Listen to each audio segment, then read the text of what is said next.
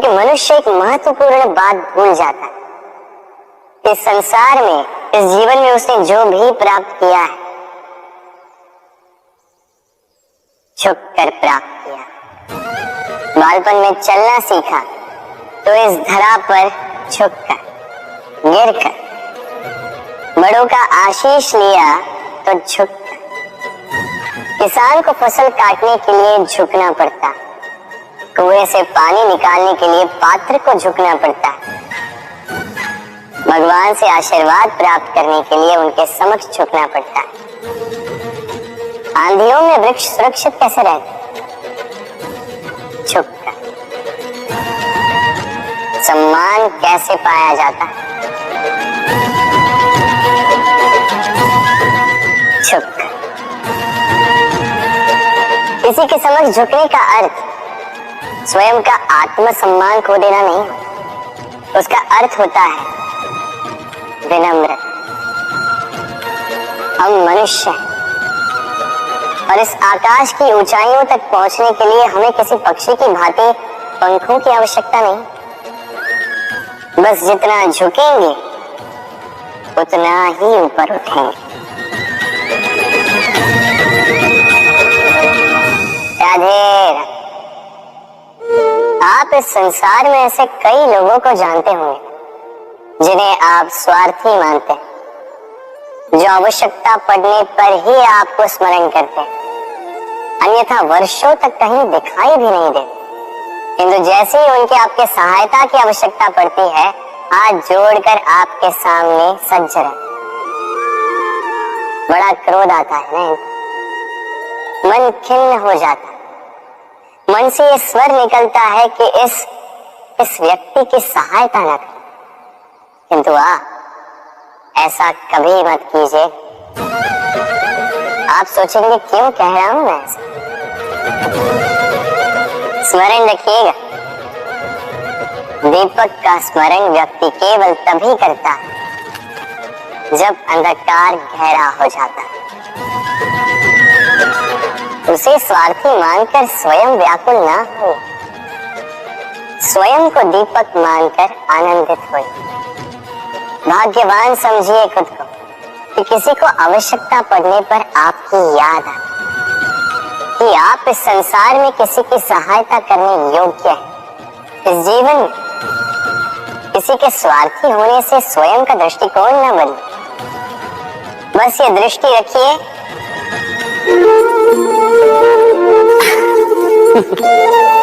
मनुष्य के सारे संबंधों का आधार है अपेक्षा। पति कैसा हो जो मेरा जीवन सुख और सुविधा से भर दे, पत्नी कैसी हो जो सदैव मेरे प्रति समर्पित रहे, संतान कैसी हो जो मेरी सेवा करे, मेरा आदेश माने। प्रामाणिक इच्छा हो तब भी कोई मनुष्य किसी की अपेक्षाओं को पूर्ण नहीं कर पाता और वहां से जन्म लेता है संघर्ष। सारे संबंध संघर्ष में परिवर्तित हो जाते, पर मनुष्य अपेक्षा को संबंध का आधार ना बनाए और स्वीकार करे केवल संबंध का आधार, तो क्या ये जीवन स्वयं सुख और शांति से नहीं भर जाएगा? स्वयं विचार कीजिएगा। संबंधों ने आपको संपूर्ण संतोष दिया है?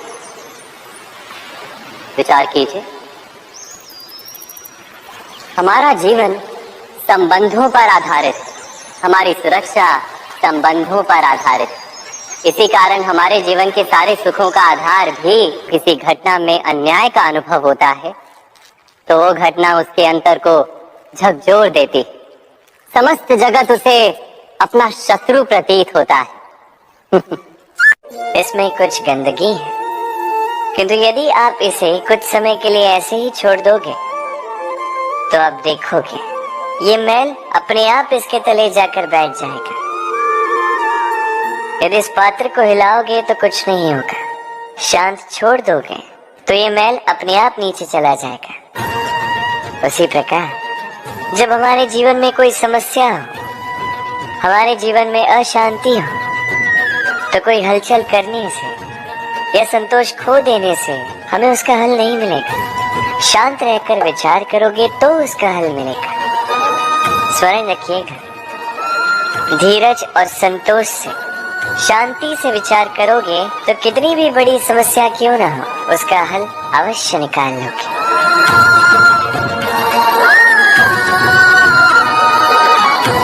क्योंकि अशांति का सुझाव शांति ही है। राधे राधे। समय, कहते हैं समय से पूर्व कुछ नहीं होता। हर बात का एक समय होता है। समय से पूर्व न सूर्योदय होता है, न सूर्यास्त होता है। समय से पूर्व पौधों में न पुष्प खिलते हैं न फल। किंतु एक बात सोचिए, यदि वर्षा आने से पूर्व किसान भूमि न जोते, वो बीज ही न पिरोए, तो क्या फसल होगी? यदि योद्धा युद्ध से पूर्व अपने शस्त्र ही न परखे, तो वो युद्ध कैसे लड़ेगा?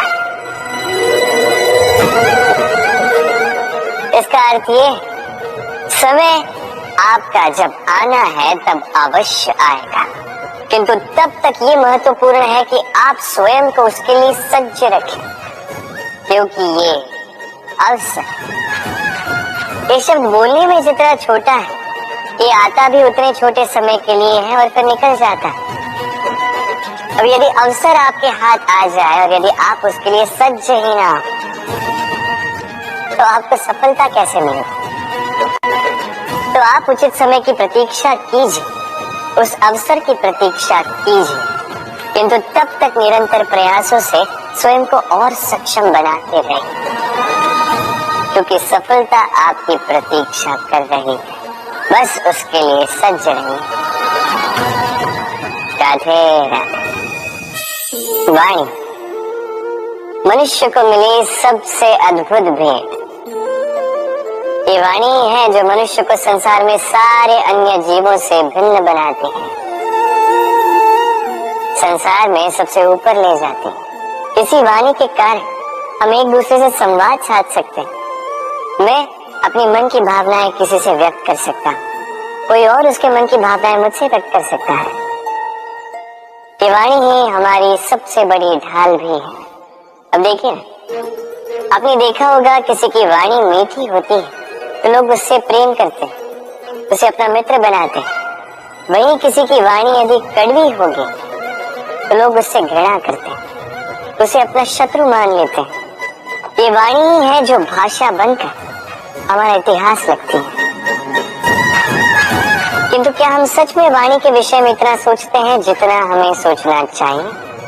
सोचिए, मनुष्य को बोलना सीखने में कितना समय लगता है। कुछ बालक 1.5 वर्ष की आयु में सीख जाते हैं, कुछ 2 वर्ष, कुछ 3।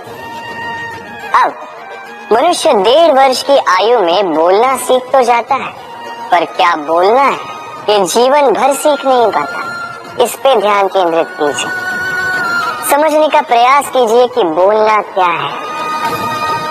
अपनी वाणी शुभ रखिए, अपनी वाणी मीठी रखिए और इसी मिठास के साथ मेरे साथ आकर कहिए, राधे राधे। हम में से कई लोग अक्सर स्वयं को अकर्मण्य मान लेते हैं, सोचते हैं अब तक इतने प्रयास किए, कुछ नहीं मिला, कदाचित आगे भी कुछ नहीं मिलेगा, और इसीलिए अपने जीवन का सारा बोझ किसी और के कंधे पर डाल देते हैं, स्वयं पर विश्वास ही खो देते हैं। क्यों नहीं समझ पाते ये बात कि जब तक पांव में कांटा नहीं चुभेगा व्यक्ति को ज्ञात कैसे होगा कि आगे नीचे देखकर चलना होगा। सूर्य को स्वयं जलना पड़ता है ताकि दूसरों को प्रकाश दे सके। रात्रि के अंधकार से लड़ने के लिए चंद्रमा को आकाश में अकेले चलना पड़ता है। नदी अपनी यात्रा कैसे बनाती है, अपना मार्ग कैसे बनाती है, इन चट्टानों से लड़कर बनाती है। यदि आप स्वयं आपकी सहायता करने में सक्षम नहीं रहे तो निश्चित रूप से आपका यह जीवन व्यर्थ ही है। स्मरण रखिएगा, इस संसार में अपने जीवन का भार अपने ही कंधों पर उठाना पड़ता है। दूसरों के कंधों पर केवल शव यात्रा चलती है और इस संसार में जीवित वही है जो आत्मनिर्भर है।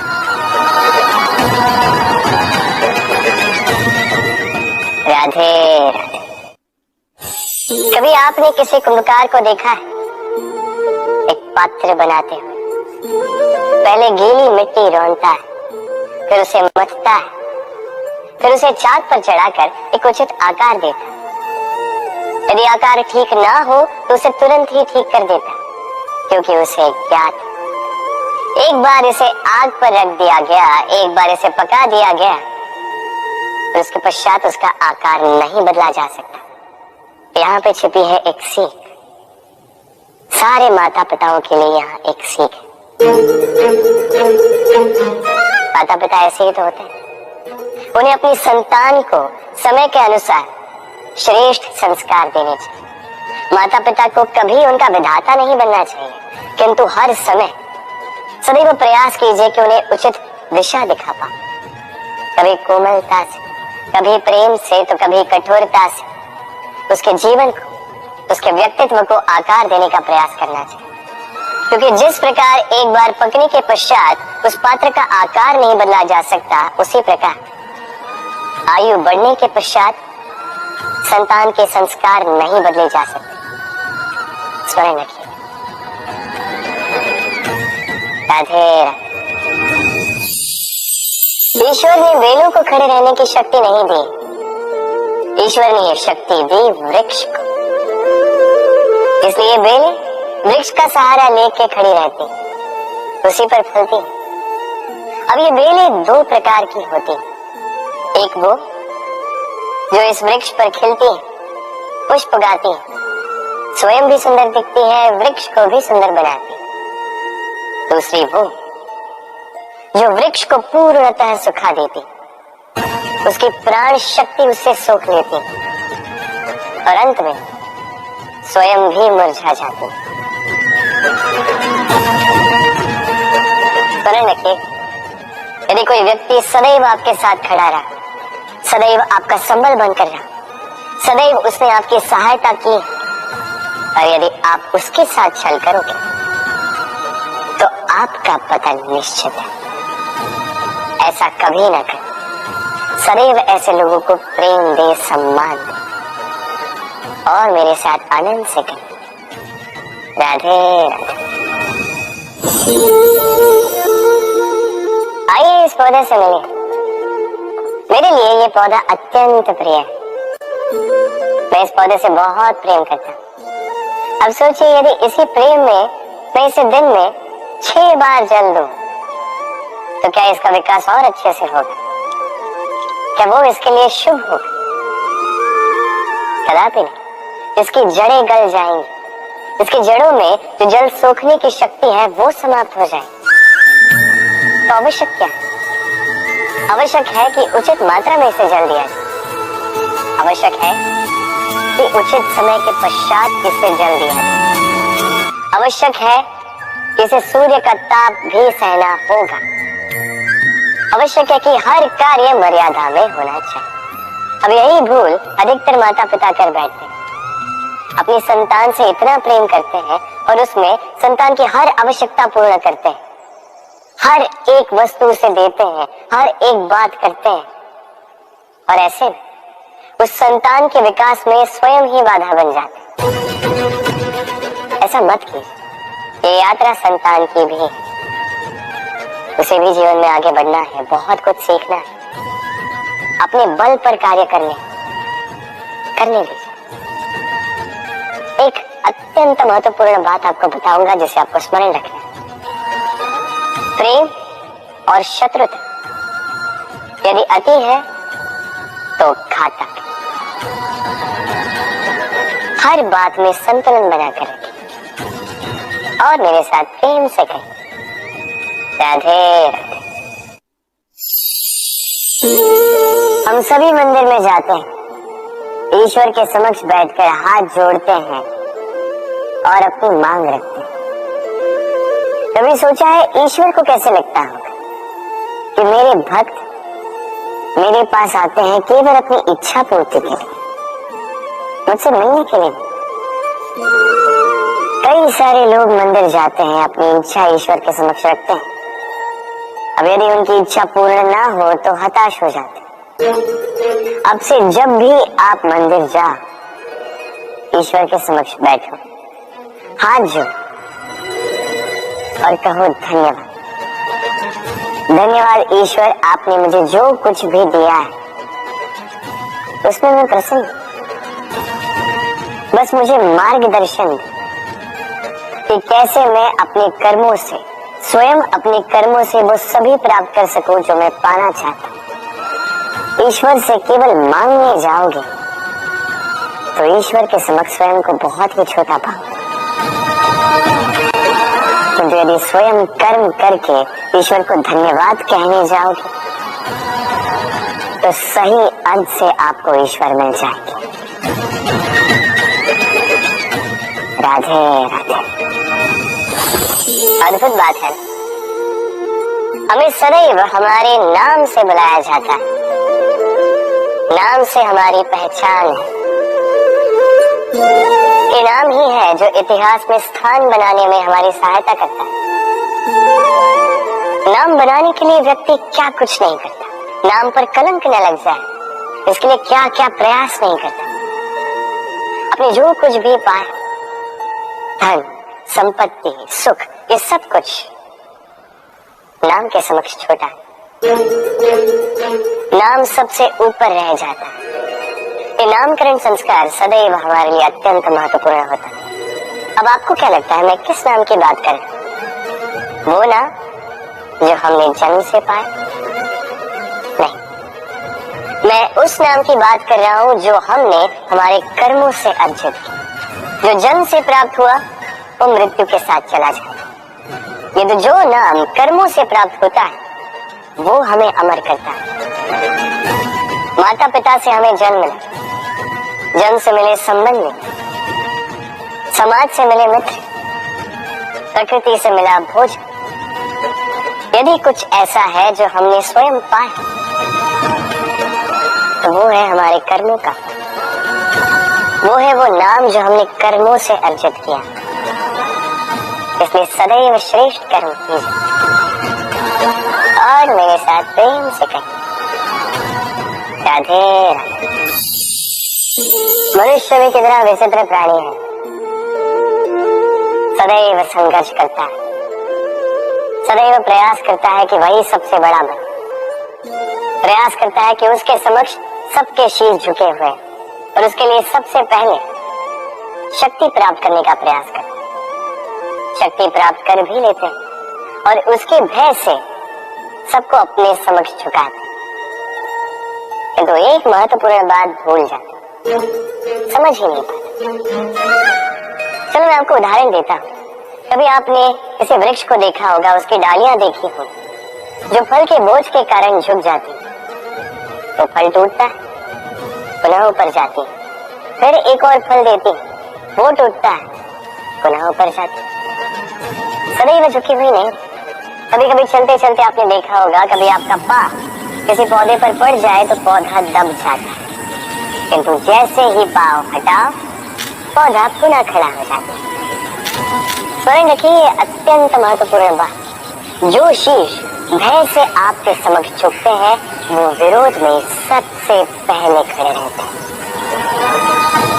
आप जीते, सबको जीती है, किंतु बल के भय से नहीं, उन्हें जीतिए प्रेम के समय। राधे। आज आपको एक कथा सुनाता। एक बार एक व्यक्ति ने अपने द्वार पर लिख दिया, आज मैं बहुत दुखी हूँ, आज मुझसे कोई मिलने ना आए। कुछ समय पश्चात उसका मित्र आया, उसने वो शब्द पढ़े और फिर भी जाकर उससे मिला। उसने कहा कि मुझे पढ़ना तो नहीं आता, किंतु मेरे मित्र के मन का ये दुख ये मुझे पुकार अवश्य लेता है। ये होते हैं सच्चे मित्र। किसी कारणवश यदि आप दुखी हो, समस्या का हल निकाल नहीं पा रहे हो, इस संसार से कट जाना चाहते हो, तब भी ये मित्र आपके साथ रहता है। भले ही आपको कोई हल ना दे पाए, संबल बन के अवश्य रहता है। भले ही आपका दुख कम ना कर पाए, आशा की किरण अवश्य दिखाता है। जब आप इस संसार से कट जाते हैं, तब भी आपसे जुड़ा होता है आपका ये मित्र, ये सच्चा। अब मनुष्य जो है बड़े विचित्र होते हैं। इन्हें किसी भी वस्तु का महत्व केवल 2 बार ज्ञात होता है। एक, मिलने से पूर्व, 2, खोने के पश्चात। अब इसी प्रकार हमारे मित्र भी तो होते हैं। यदि आज आपके मित्र आपके साथ हैं, तो उन्हें आभार व्यक्त करें, उन्हें प्रसन्न रखें, उनका महत्व समझें, क्योंकि एक बार आपने इन्हें खो दिया, पश्चाताप करने पर भी पुनः नहीं लौटेंगे। तो प्रेम कीजिए, मित्रता निभाइए और मेरे साथ आनंद से कहिए राधे राधे। ठहरती केवल यादें, केवल यादें। ये समय ये कभी नहीं ठहरता। अभी यादें मीठी होंगी या कड़वी, ये किस पर निर्भर करता है? आपके कर्मफल के चयन पर। यदि आप इस जीवन को समझना चाहते हैं, अपनी हुई भूलों से कुछ सीखना चाहते हैं, तो पीछे देखिए। आपके बीते हुए कल से बड़ा शिक्षक आपको इस संसार में और कोई नहीं मिलेगा। यदि आप जीवन जीना चाहते हैं, तो आगे देखिए। सारी संभावनाएं, सारे अवसर वही। यदि आप स्वयं को सुधारना चाहते हैं, स्वयं की भूलों को सुधारना चाहते हैं, कुछ महान करना चाहते हैं, तो आने वाले समय से अधिक श्रेष्ठ क्षेत्र और कोई नहीं। स्मरण रखिए, आप चाहे जितने भी प्रयास कर ले कि आपसे कोई भूल ना हो, आपसे कोई न कोई भूल अवश्य हो। ऐसे में उन भूलों से पछताइए अवश्य, उनसे सीखिए भी, किंतु उन भूलों को सुधारना कभी ना भूल। आपकी कल की ये भूल भविष्य का एक सुनहरा फूल बन सकती है। राधे। संसार में हर स्थान पर ये व्यापार व्याप्त होता है। कुछ पाने के लिए कुछ देना होता है, लाभ पाने के लिए निवेश करना होता है। यदि किसी के भाव जानने हो, तो स्वयं की भावनाओं को व्याय करना ही होता है। अब देखिए, किसी का वास्तविक आचरण जानना हो, तो उसे स्वतंत्रता दे दो। यदि किसी के मन की शुद्धता जाननी हो, तो उसे ऋण दे दो। यदि किसी के गुण जानने हो, तो उसके साथ भोजन करने का समय दे दो। यदि किसी का धैर्य जानना हो, तो उसे उसके प्रिय कार्य करने से मना करके देखो। यदि किसी की अच्छाई जाननी है, तो उससे सलाह ले लो। हर भाव के बदले कोई भाव देना ही होगा, किंतु संसार में एकमात्र ऐसा एक भाव है जिसे देखने के लिए, जिसे पाने के लिए बदले में आपको वही भाव देना होगा, और ये भाव है प्रेम। यदि किसी का प्रेम देखना है, तो उसे निस्वार्थ प्रेम दीजिए। यदि किसी से प्रेम पाना है, तो उसे निस्वार्थ पारिशुद्ध प्रेम दीजिए। राधे राधे। मनुष्य जब जन्म लेता है, जीवा उसके साथ जन्म लेती है। कुछ वर्षों पश्चात दांत आ जाते हैं। वृद्धावस्था में ये दांत साथ छोड़कर चले जाते हैं, किंतु जीवा फिर भी साथ देती। कारण दांत कठोर होते हैं, वही जीवा कोमल होती है। इसी प्रकार यदि आप लंबे समय तक अपने अस्तित्व को बना के रखना चाहते हैं, तो जीवा की भांति कोमल और लचीले बन जाएं।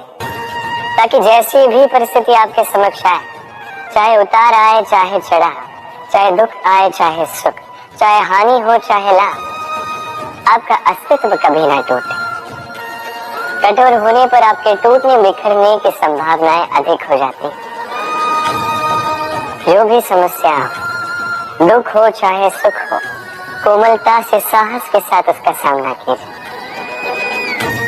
राधे राधे। हमें कहीं भी पहुंचने के लिए एक माध्यम की आवश्यकता होती। अब कुछ इस माध्यम को मार्ग कहते हैं, कुछ पथ कहते हैं, तो कुछ कहते हैं सड़क। मनुष्य सदैव अपने लक्ष्य तक पहुंचने के लिए इसी मार्ग की खोज में रहता है, किंतु मनुष्य एक बात समझ नहीं पाता कि इस मार्ग में आगे बढ़ने के लिए इस मार्ग को पीछे ढकेलना भी आवश्यक है। यदि ये करने की क्षमता आप में नहीं है तो आपका मार्ग कभी आपको लक्ष्य तक नहीं पहुंचा सकता। दूसरी बात, यदि निरंतर प्रयास आप कर सकते हैं, यदि ये क्षमता आप में है, तो आप जब चाहे जहां चाहे अपना मार्ग स्वयं बना सकते हैं। राधे।